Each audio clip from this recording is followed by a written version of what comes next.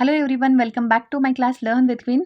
So ಕೆಸೆಟ್ಗೆ ಬೇಕಾಗಿರುವಂತಹ ಸಿಲೆಬಸ್ಸಲ್ಲಿರೋ ಎಲ್ಲ ಚಾಪ್ಟರ್ಸ್ನ ನೋಡ್ತಾ ಇದ್ದೀವಿ one by one. First chapter ಬಂದು ಆಪ್ಟಿಟ್ಯೂಡ್ ಚಾಪ್ಟರ್ನ ಮುಗಿಸಿದ್ದೀವಿ. ಆ್ಯಂಡ್ ಸೆಕೆಂಡ್ ಬಂದು ರಿಸರ್ಚ್ ಆಪ್ಟಿಟ್ಯೂಡ್ ಚಾಪ್ಟರ್ನ ಮುಗಿಸಿದ್ದೀವಿ. ಥರ್ಡಲ್ಲಿ ಬಂದು ನಾವು ಕಮ್ಯುನಿಕೇಷನ್ ಚಾಪ್ಟರ್ನ ಮುಗಿಸಿದ್ದೀವಿ. ಫೋರ್ತ್ ಚಾಪ್ಟರಲ್ಲಿ ICT ಚಾಪ್ಟರ್ಸ್ ಕೂಡ ಮುಗಿಸಿದ್ದೀವಿ, ಇನ್ಫಾರ್ಮೇಷನ್ ಆ್ಯಂಡ್ ಕಮ್ಯುನಿಕೇಷನ್ ಟೆಕ್ನಾಲಜಿನ. ಆ್ಯಂಡ್ ಇವಾಗ ಬಂದು ನಾವು ಯೂನಿಟ್ 9 ಆಗಿರುವಂತಹ ಪೀಪಲ್ ಡೆವಲಪ್ಮೆಂಟ್ ಆ್ಯಂಡ್ ಎನ್ವೈರ್ಮೆಂಟ್ ಚಾಪ್ಟರ್ನ ಮಾಡ್ತಾ ಇದ್ದೀವಿ. ಯಾರೆಲ್ಲ ಪ್ರೀವಿಯಸ್ ವಿಡಿಯೋಸ್ನ ನೋಡಿಲ್ಲ, ಸೊ ವಿಡಿಯೋ ಲಿಸ್ಟಲ್ಲಿ ಇರುತ್ತೆ, ಎಲ್ಲ ಚಾಪ್ಟರ್ಸ್ನ ನೀಟಾಗಿ ನೋಡ್ಕೊಂಬನ್ನಿ. ಎಕ್ಸಾಮ್ಗೆ ಎಷ್ಟು ಬೇಕೋ ಅಷ್ಟೇ ನೀಟಾಗಿ ನೋಟ್ಸ್ ಮಾಡಿ, ಹ್ಯಾಂಡ್ ರಿಟರ್ನ್ ನೋಟ್ಸ್ ಜೊತೆಗೇನೆ ಎಕ್ಸ್ಪ್ಲೇಷನ್ ಕೂಡ ಮಾಡ್ಕೊಂಡು ಬರ್ತಾ ಇದ್ದೀನಿ. ನಿಮಗೂ ಅರ್ಥ ಆಗಬೇಕು ಅಂತ ಎಷ್ಟು ಬೇಕೋ ಅಷ್ಟೇ ನೋಟ್ಸ್ ಮಾಡಿ ಪ್ರೊವೈಡ್ ಮಾಡ್ತಾ ಇದ್ದೀನಿ. ಸೊ ನೀಟಾಗಿ ನೋಟ್ಸ್ ಮಾಡ್ಕೊಳ್ಳಿ, ಇಲ್ಲಾಂದರೆ ಸ್ಕ್ರೀನ್ಶಾಟ್ನ ತೊಗೊಂಡು ಓದ್ಕೊಳ್ಳಿ. ಸೊ ಪ್ರಾಕ್ಟೀಸ್ ಮಾಡಿ. ಈ ಸತಿ ಎಲ್ಲರೂ ಕೆಸೆಟ್ ಎಕ್ಸಾಮ್ನ ಪಾಸ್ ಆಗಬೇಕು ಅನ್ನೋ ಒಂದು ಗುರಿನ ಇಟ್ಕೊಳ್ಳಿ. ಇವತ್ತಿನ ಯೂನಿಟ್ ಬಂದು 9th unit people development and environment ಅಂತ. ಸೊ ಜನರು, ಅಭಿವೃದ್ಧಿ ಮತ್ತು ಪರಿಸರ ಅಂತ. ಇಲ್ಲಿ ಪರಿಸರ ಅಂದರೆ ಎನ್ವೈರ್ಮೆಂಟ್ ಅಂದರೆ ಏನು, ಘಟಕಗಳು ಯಾವ್ಯಾವ್ದು ಬರುತ್ತೆ, ಎನ್ವೈರ್ಮೆಂಟ್ ಅನ್ನೋ ಶಬ್ದ ಹೇಗೆ ಉತ್ಪತ್ತಿ ಆಯಿತು, ಅದರ ಅರ್ಥ ಏನು, ಅದರ ಪ್ರಕಾರಗಳು ಎಷ್ಟಿರುತ್ತೆ, ಆ್ಯಂಡ್ ಅಭಿವೃದ್ಧಿ ಹೇಗಾಗುತ್ತೆ, ಇದೆಲ್ಲದ್ರ ಬಗ್ಗೆನೂ ನಾವು ಈ ಚಾಪ್ಟ್ರಲ್ಲಿ ಓದ್ಕೋತೀವಿ. ಸೊ ಫಸ್ಟ್ ಆಫ್ ಆಲ್ ಬಂದು ಡೆವಲಪ್ಮೆಂಟ್ ಆ್ಯಂಡ್ ಎನ್ವೈರ್ಮೆಂಟ್ ಅನ್ನೋ ಕಾನ್ಸೆಪ್ಟಲ್ಲಿ ವಿಕಾಸ ಮತ್ತು ಪರಿಸರ, ಇದಕ್ಕೋಸ್ಕರ ಆಗಿರುವಂತಹ 2 millennium development goals and sustainable development goals ಅಂತ ಬರುತ್ತೆ. ಮಿಲೇನಿಯಂ ಡೆವಲಪ್ಮೆಂಟ್ ಗೋಲ್ಸಲ್ಲಿ 8 ಗೋಲ್ಸ್ ಬರುತ್ತೆ. ಈ ಪರಿಸರದ ಅಭಿವೃದ್ಧಿಗಾಗಿ ಸರ್ಕಾರ ಕೈಗೊಂಡಿರುವಂತಹ 8 ಡೆವಲಪ್ಮೆಂಟ್ ಗೋಲ್ಸ್ ಅಂತ ಬರುತ್ತೆ. ಇದು ತುಂಬ ಇಂಪಾರ್ಟೆಂಟ್ ಆಗಿರೋ ಗೋಲ್ಸ್. ಇದೆಲ್ಲವನ್ನ ನೀವು ನೆನ್ಪಿಟ್ಕೋಬೇಕು. ಆ್ಯಂಡ್ ಇದೇ ಸಾಧಿಸೋಕ್ಕೆ ಆಗಿಲ್ಲ ಅಂತ ನೆಕ್ಸ್ಟ್ ಬಂದಿರೋದು ಸಸ್ಟೈನೇಬಲ್ ಡೆವಲಪ್ಮೆಂಟ್ ಗೋಲ್ಸ್ ಅಂತ. 17 ಡೆವಲಪ್ಮೆಂಟ್ಸ್ ಗೋಲ್ಸ್ ಇದೆ. ಅದ್ರ ಮೇಲೇನೂ ತುಂಬ ಸತಿ ಕ್ವಶನ್ಸ್ ಆಗಿದೆ. ಸೊ ಅದನ್ನು ನೀವು ನೆನ್ಪಿಟ್ಕೋಬೇಕು. ಈ ಚಾಪ್ಟ್ರಲ್ಲಿ ನೀವು ಮನಸ್ಸು ಮಾಡಿದ್ರೆ 10 ಔಟ್ ಆಫ್ 10 ಮಾರ್ಕ್ಸ್ನು ಸ್ಕೋರ್ ಮಾಡ್ಬೋದು. ಅಷ್ಟು ಈಸಿ ಆಗಿರುವಂತಹ ಚಾಪ್ಟರ್ ಇದು. ಟು ದಿ ಪಾಯಿಂಟ್ ಅಂಡರ್ಸ್ಟ್ಯಾಂಡ್ ಮಾಡಿಕೊಂಡು ನಮ್ಮ ಜೀವನಕ್ಕೆ ಅನ್ವಯಿಸ್ಕೊಂಡು ಈ ಚಾಪ್ಟರ್ನ ಓದಬೇಕಾಗತ್ತೆ. ಸೊ ಆ ಥರ ಓದಿದ್ರೆ ಮಾತ್ರ ನಾವು 10 ಔಟ್ ಆಫ್ 10 ರೀಚ್ ಆಗೋಕ್ಕೆ ಸಾಧ್ಯ. ಇಲ್ಲಾಂದರೆ ಎಲ್ಲೋ ಒಂದು ಕ್ವಶನ್ ಮಿಸ್ ಮಾಡ್ಬೋದು. ಸೊ ನೆಕ್ಸ್ಟ್ ಕಾನ್ಸೆಪ್ಟ್ ಬಂದು ಹ್ಯೂಮನ್ ಆ್ಯಂಡ್ ಎನ್ವಿರಾನ್ಮೆಂಟ್ ಇಂಟ್ರಾಕ್ಷನ್ ಅಂತ ಬರುತ್ತೆ. ಇಲ್ಲಿ anthropogenic activities and their impact on environment ಅಂತ. ಮನುಷ್ಯನ ಯಾವ ಯಾವ ಕಾರ್ಯಗಳು ಮಾಡ್ತಿದ್ದಾನೆ, ಅದು ಪರಿಸರದ ಮೇಲೆ ಹೇಗೆ ಎಷ್ಟರ ಮಟ್ಟಿಗೆ ಪ್ರಭಾವ ಬೀರುತ್ತೆ ಅನ್ನೋದನ್ನ ನಾವು ಈ ಕಾನ್ಸೆಪ್ಟಲ್ಲಿ ತಿಳ್ಕೊತೀವಿ. ನೆಕ್ಸ್ಟ್ ಬಂದು ಎನ್ವಿರಾನ್ಮೆಂಟಲ್ ಇಶ್ಯೂಸ್ ಅಂತ ಬರುತ್ತೆ. ಎನ್ವಿರಾನ್ಮೆಂಟಲ್ ಇಶ್ಯೂಸಲ್ಲಿ ಲೋಕಲ್ ಇಶ್ಯೂಸ್ ಏನೇನಿದೆ, ಈ ರೀಜ್ನಲ್ ಇಶ್ಯೂಸ್ ಏನೇನಿದೆ, ಆ್ಯಂಡ್ ಗ್ಲೋಬಲ್ ಆಗಿ ಅಂದರೆ ಲೋಕಲ್ ಲೆವೆಲಲ್ಲಿ ಏನೇನು ಇಶ್ಯೂಸ್ ಆಗುತ್ತೆ, ಈ ರೀಜನಲ್ ಲೆವೆಲಲ್ಲಿ ಏನೇನು ಇಶ್ಯೂಸ್ ಆಗುತ್ತೆ, ಆ್ಯಂಡ್ ಗ್ಲೋಬಲ್ ಲೆವೆಲಲ್ಲಿ ಆಗುವಂತಹ ಸಮಸ್ಯೆಗಳೇನೇನು, ಇದೆಲ್ಲವನ್ನು ನಾವು ಈ ಕಾನ್ಸೆಪ್ಟಲ್ಲಿ ನೋಡ್ತೀವಿ. ಇದರಲ್ಲಿ ಮತ್ತೆ ಪೊಲ್ಯೂಷನ್ಸ್ ಬಗ್ಗೆ ಬರುತ್ತೆ.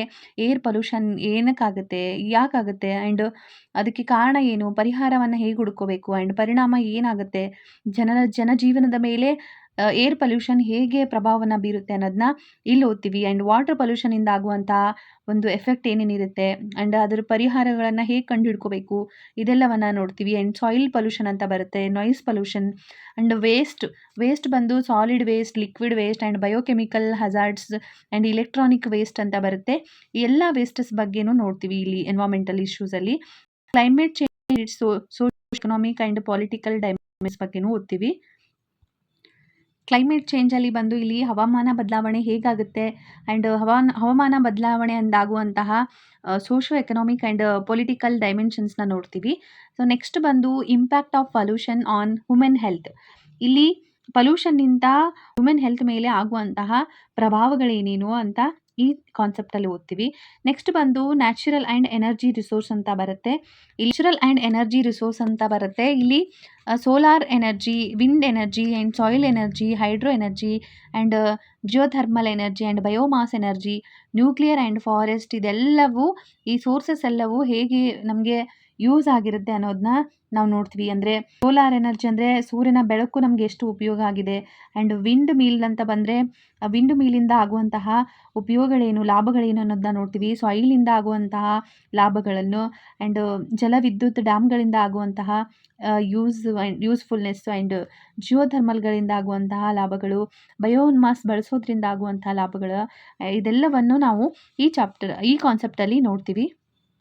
ನೆಕ್ಸ್ಟ್ ಬಂದು ನಾವು ನ್ಯಾಚುರಲ್ ಹಜಾರ್ಡ್ಸ್ ಆ್ಯಂಡ್ ಡಿಸಾಸ್ಟರ್ ಬಗ್ಗೆ ನೋಡ್ತೀವಿ. ಇಲ್ಲಿ ಮಿಟಿಗೇಷನ್ ಸ್ಟ್ರಾಟಜೀಸ್ ಅಂತ ಬರುತ್ತೆ. ಅಂದರೆ ಇಲ್ಲಿ ನ್ಯಾಚುರಲ್ ಹಜಾರ್ಡ್ಸ್ ಅಂತ ಬಂದರೆ ಇವಾಗ ಭೂಕಂಪ ಆಗಿರ್ಬೋದು, ಚಂಡಮಾರುತ ಆಗಿರ್ಬೋದು, ಆ್ಯಂಡ್ ಫ್ಲಡ್ಸ್ ಬಗ್ಗೆ, ಇದೆಲ್ಲವೂ ಈ ನ್ಯಾಚುರಲ್ ಹಜಾರ್ಡ್ಸ್ ಆ್ಯಂಡ್ ಡಿಸಾಸ್ಟರ್ಸ್ ಅಂತ ಇದರಲ್ಲಿ ಕಾನ್ಸೆಪ್ಟಲ್ಲಿ ಬರುತ್ತೆ. ಅದೆಲ್ಲದ್ರ ಬಗ್ಗೆನೂ ನಾವು ಇಲ್ಲಿ ಓದ್ಕೋತೀವಿ.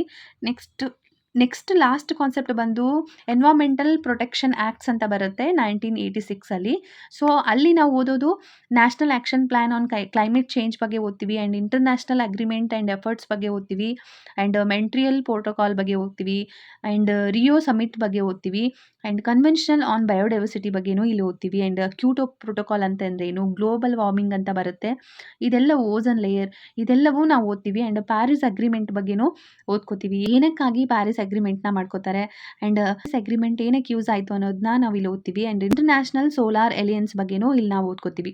ಈ ಎಲ್ಲ ಕಾನ್ಸೆಪ್ಟ್ ಬಂದು ನಾವು ಎನ್ವೈರ್ಮೆಂಟಲ್ ಪ್ರೊಟೆಕ್ಷನ್ ಆ್ಯಕ್ಟ್ 1986 ಅನ್ನೋ ಒಂದು ಕಾನ್ಸೆಪ್ಟಲ್ಲಿ ಓದ್ತೀವಿ. ಸೊ ಇದೆಲ್ಲದರ ಜೊತೆಗೆ ನಾವು ಈ ಪೀಪಲ್ ಡೆವಲಪ್ಮೆಂಟ್ ಆ್ಯಂಡ್ ಎನ್ವಿರಾನ್ಮೆಂಟ್ ಅನ್ನೋ ಚಾಪ್ಟರ್ನ ಕಂಪ್ಲೀಟ್ ಆಗಿ ಮುಗಿಸ್ತೀವಿ.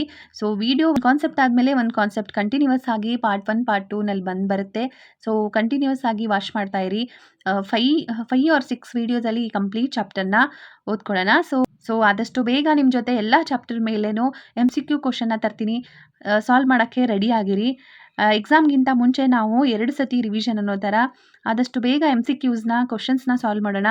ಅದನ್ನು 360 ಆ್ಯಂಗಲಲ್ಲಿ ಕವರ್ ಮಾಡಿ ಪ್ರತಿಯೊಂದು MCQಸ್ನ 360 ಆ್ಯಂಗಲಲ್ಲಿ ನಾವು ಓದ್ಕೊಂಡು ಅದರ ಆನ್ಸರ್ಸ್ನ ಹೇಗೆ ನೆಕ್ಸ್ಟ್ ಕ್ವಶನ್ಸ್ನ ಕೇಳ್ಬೋದು ಅದಕ್ಕೆ ರಿಲೇಟ್ ಆಗಿರುವಂಥದ್ದು ಪ್ರೀವಿಯಸ್ ಇಯರ್ ಕ್ವಶನ್ಸ್ನ ರೆಫರ್ ಮಾಡೋಣ.